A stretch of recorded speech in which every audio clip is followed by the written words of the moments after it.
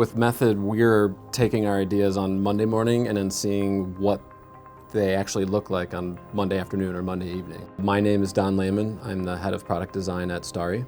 Starry is a brand new internet company. Our stuff will go on top of a rooftop, and it's got to survive, sub-zero New England temperatures, and it has to survive LA summers. When we were outsourcing prints, it would take anywhere from a week to 10 days, and we've used the super low-end stuff that you have to babysit a lot, and we've used the very high-end stuff, and this has been like the sweet spot of, it's just gonna work, and it doesn't cost that much. My name is Olsen. I'm an industrial designer at Starry. When I joined Starry, we already had the SLA machine, which ate up so much of my time.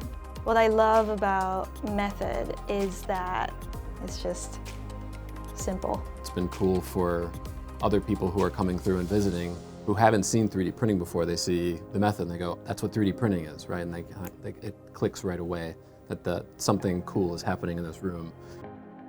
It's just as reliable as a hammer or a marker or a mouse, right? We have an idea and we just say, okay, just go print it.